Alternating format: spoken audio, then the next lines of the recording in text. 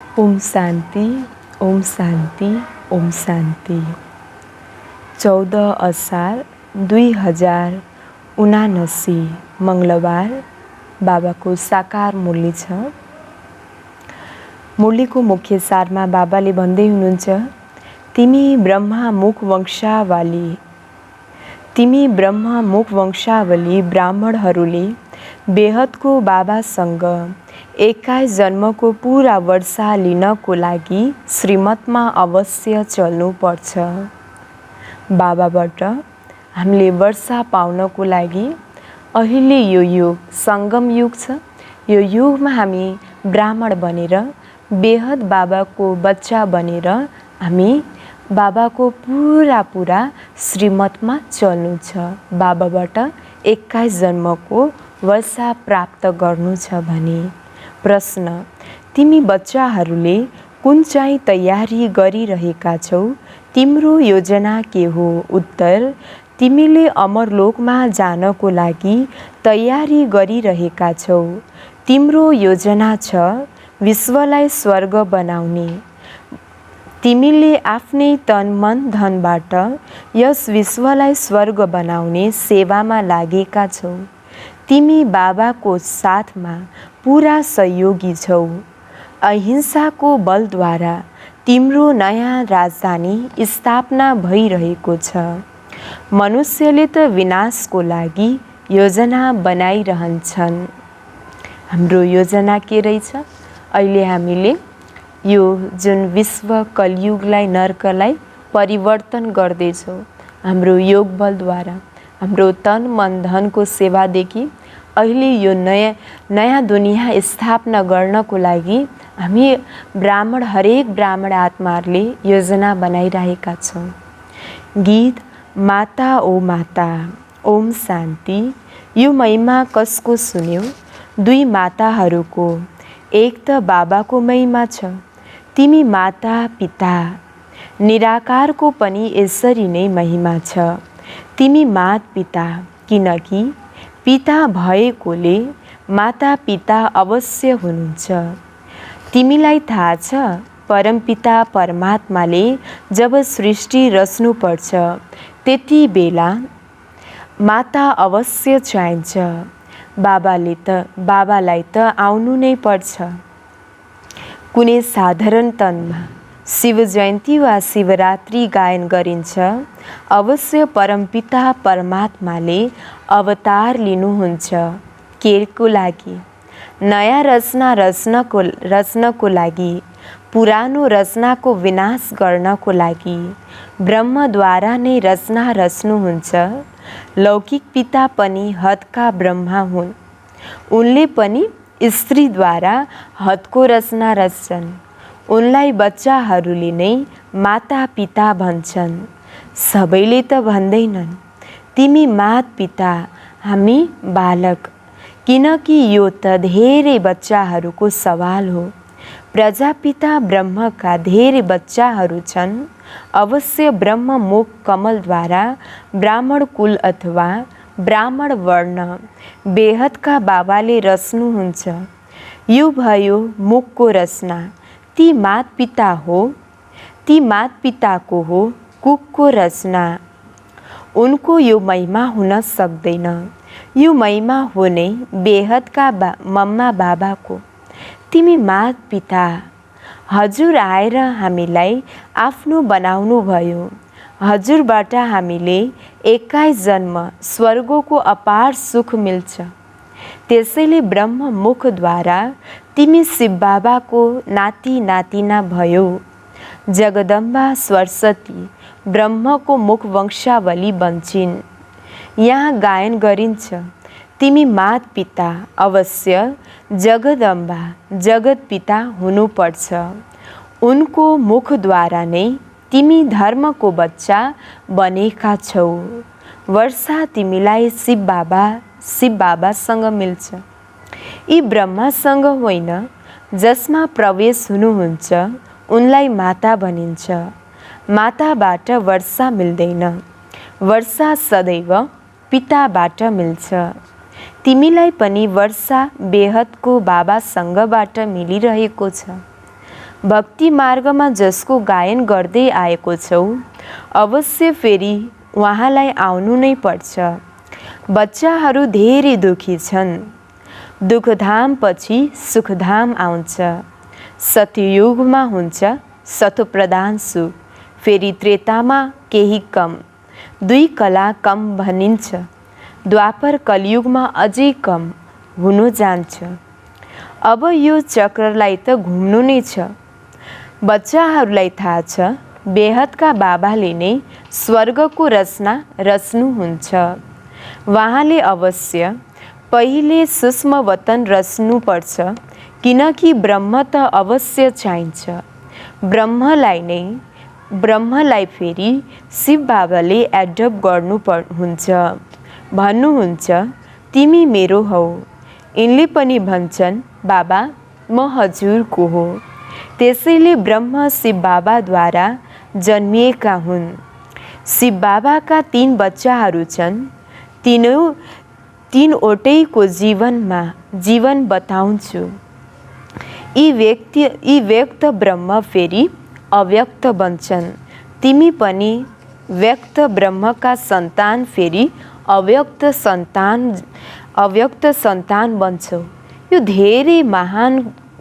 धेरै गहन कुरा हो। परमपिता परमात्मा विश्वको रचयिता हुनुहुन्छ। पहिला सुरुमा रच्नुहुन्छ स्वर्ग। बाबाद्वारा वर्षा त स्वर्गको मिल्नुपर्छ नि। अहिले हामी नर्कमा छौँ। वर्षा तब दिनुहुन्छ जब हामीलाई रच्नुभयो।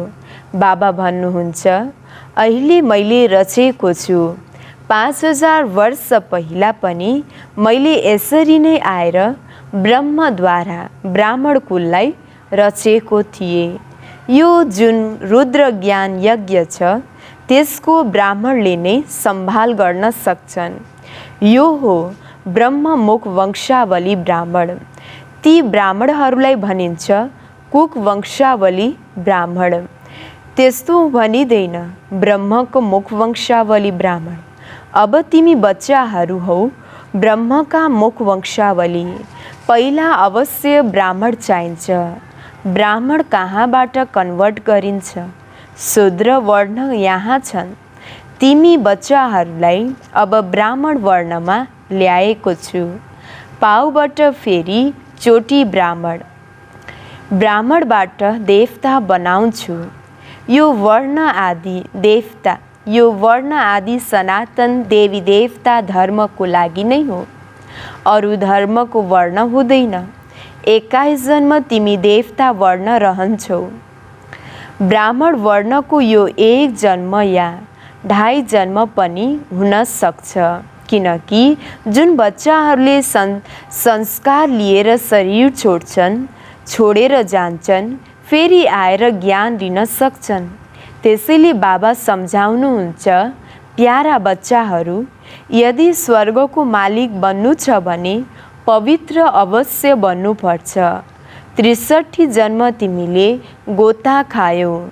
अब तिमी महादुःखमा छौ। सारा दुनियाँको सवाल हो नि। यस्तो होइन अहिले सारा दुनियाँ सुखी छ।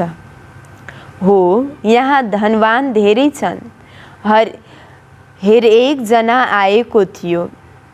हुन त करोडपति थियो, तर हात खुट्टा चल्दैन थियो।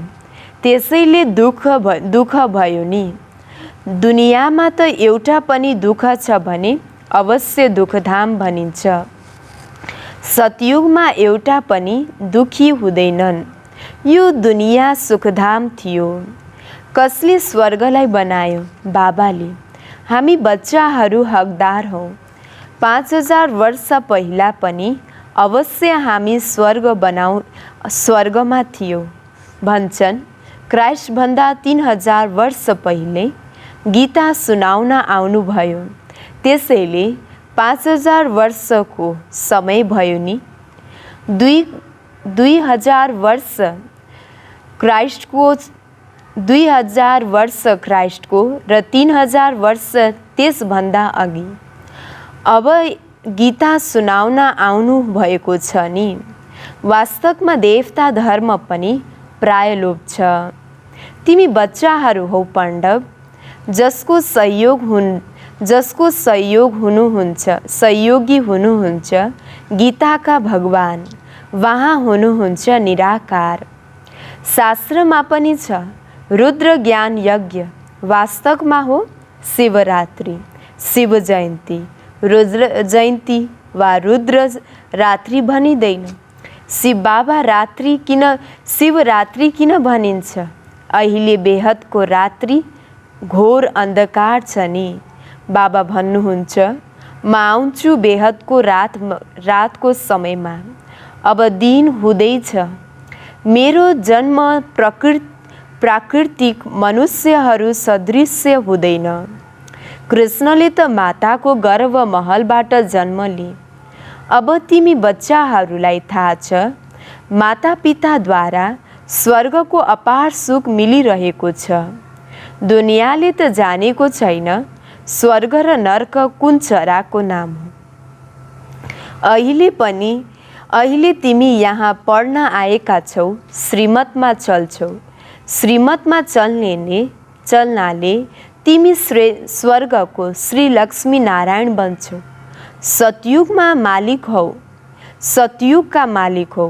त्यसैले अवश्य कलियुगको अन्तमा उनीहरूको 84औं जन्म अन्तिम जन्म हुन्छ। अब राजयोग सिक्छन्। केवल एक त हुँदैनन्, सारा सूर्यवंशी घरानाले राजयोग सिक्छन्। जो आएर बेहदका बाबासँग सूर्यवंशी चन्द्रवंशीको राज्यको वर्षा लिइरहेका छन्। बाबा भन्नुहुन्छ अब तिमीले मसँग पवित्र रहने प्रतिज्ञा गर, किनकि मैले पवित्र दुनियाँको स्थापना गर्छु। 63 जन्म तिमी पतित बन्दै आयौ, त्यसैले दुखी भएका छौ। स्वर्गमा त धेरै सुखी थियो। यो विश्व जुन अहिले करोड कौडी जस्तो छ, फेरि हीरा जस्तो बन्नेछ। यहाँ एउटै बाबा हुनुहुन्छ जसले भन्नुहुन्छ मैले तिमीलाई फेरि राजयोग सिकाउन आएको छु। बेहदका बाबा भन्नुहुन्छ तिमी यो अन्तिम जन्म पवित्र बन। यी मम्मा बाबासँगबाट तिमीलाई अमृत पिउनु छ, विष पिउन छोड्नु पर्छ। कामचिताबाट उत्रेर ज्ञानचिता माथि बस। तिमीलाई श्रीमत मिल्छ। जसलाई वर्षा लिने निश्चय छैन उसले भन्छन् बाबा विष छोड्न त धेरै मुस्किल छ। अरे तिमीलाई 21 जन्म सुखको प्राप्ति हुन्छ। त्यसको लागि तिमीले यो विकार छोड्न सक्दैनौ।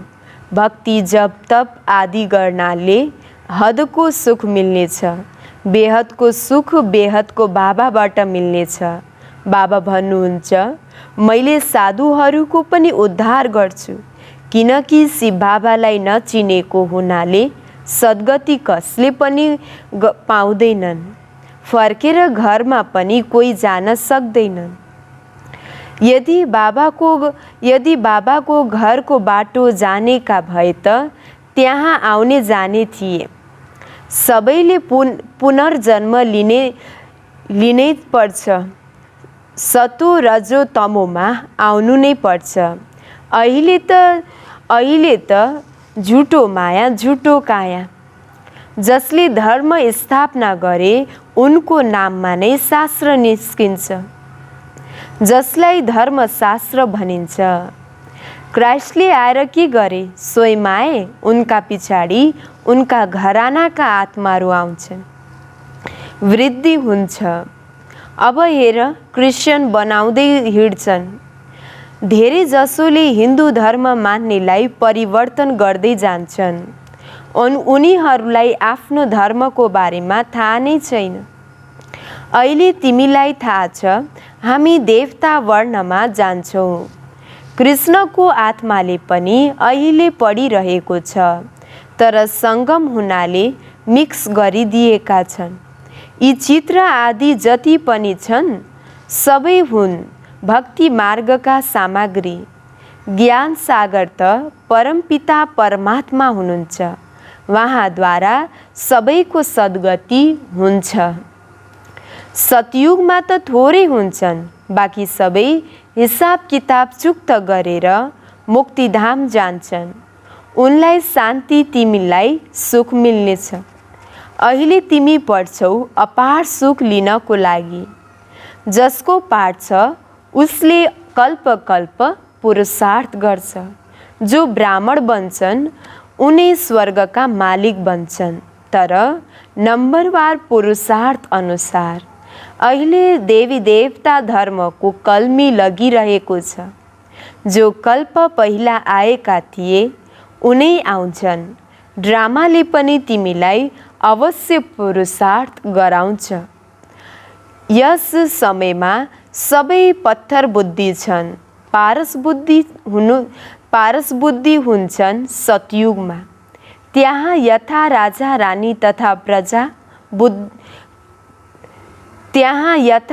रानी तथा प्रजा पारस बुद्धि हुन्छन्। अहिले तिमी पाण्डव सेना हौ।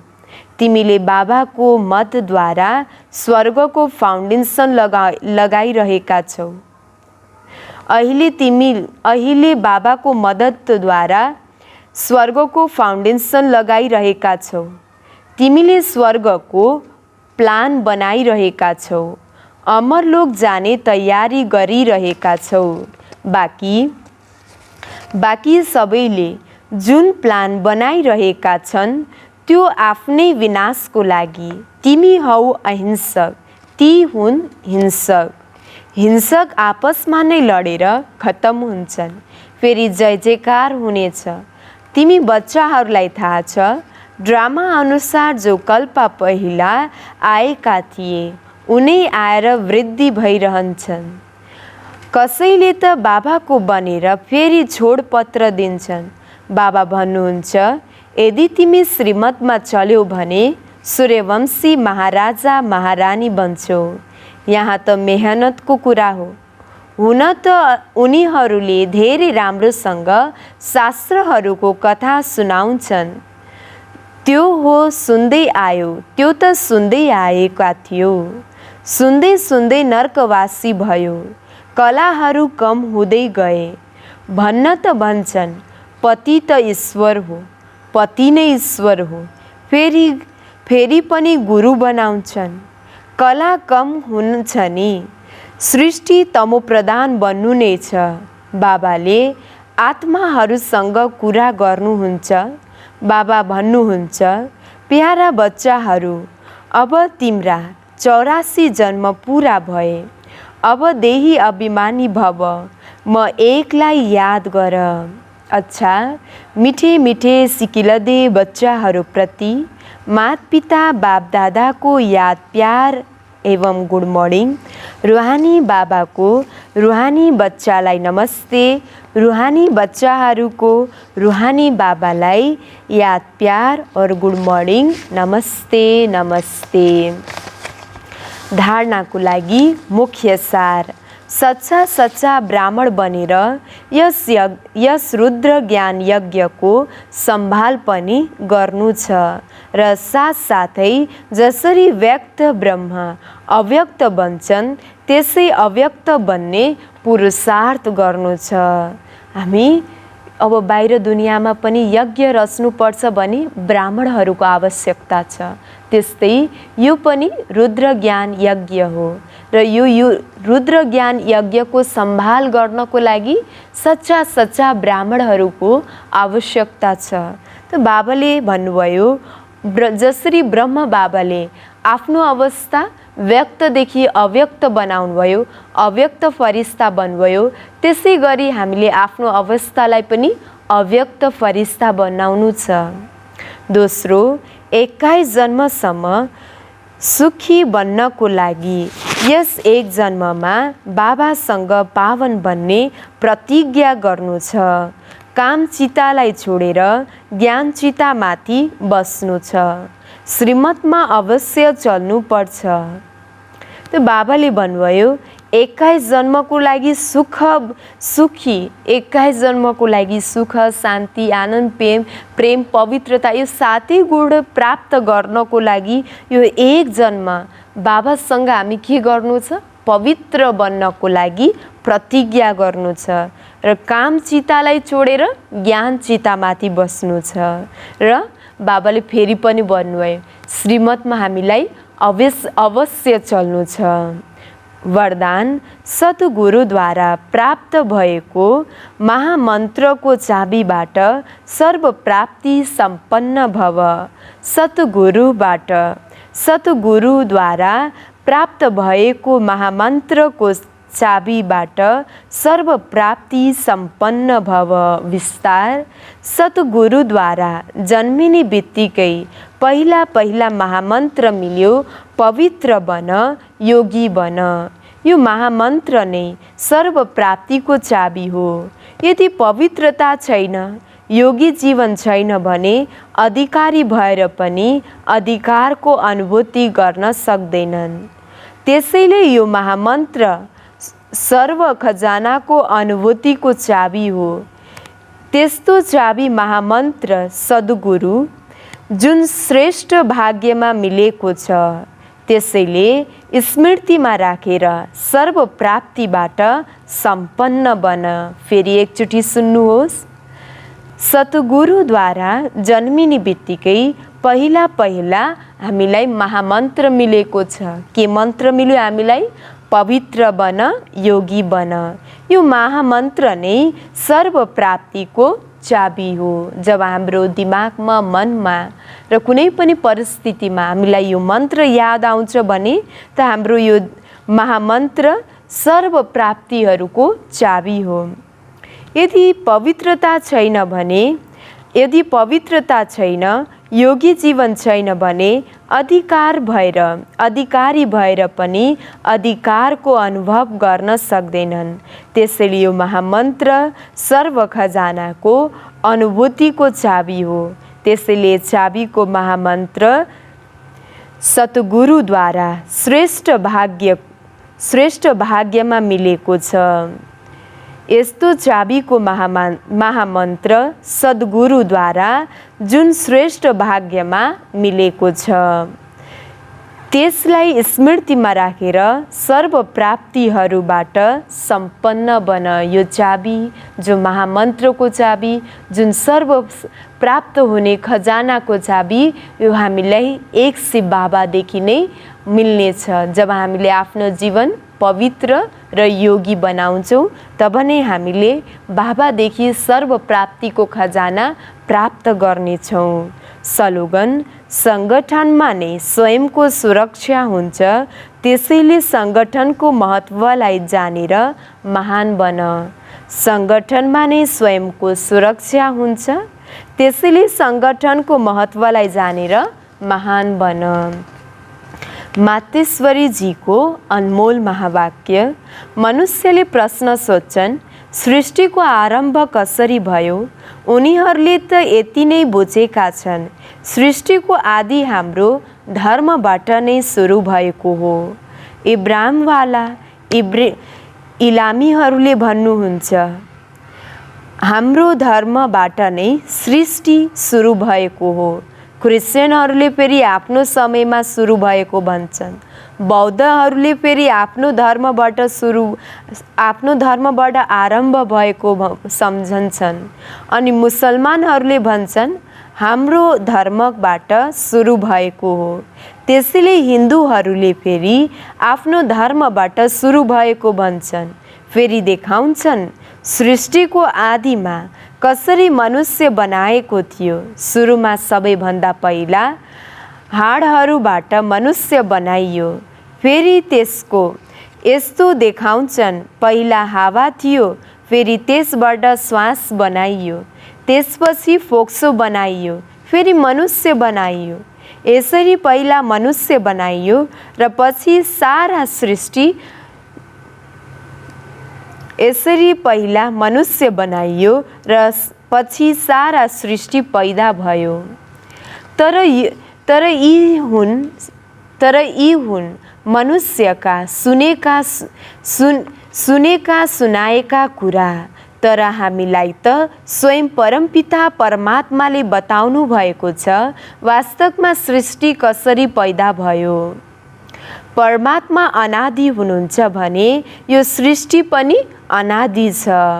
यदि अनादि सृष्टिको आरम्भ परमपिता परमात्माद्वारा नै भएको छ भने हेर, गीतामा छ भगवानुवाच, जब म आउँछु अनि आसुरी दुनियाँको विनाश गरेर दैवी दुनियाँको स्थापना गर्छु, अर्थात् कलियुगी तमोगुणी अपवित्र आत्माहरूलाई पवित्र बनाउँछु।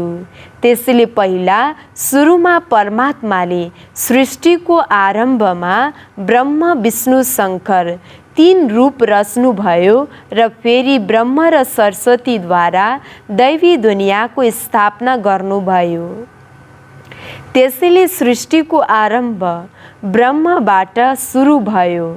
जुन ब्रह्मलाई कृष्णहरूले पनि ब्रह्मलाई एडम र सरस्वतीलाई इभ भन्छन् अनि मुसलमानमा फेरि आदम बिबी भन्छन्, तर वास्तवमा यथार्थ कुरा हो। यथार्थ कुरा यो हो, तर यस राजलाई नजानेका हुनाले एउटै ब्रह्मलाई अलग अलग नाम दिएका छन्। जसरी परमात्माले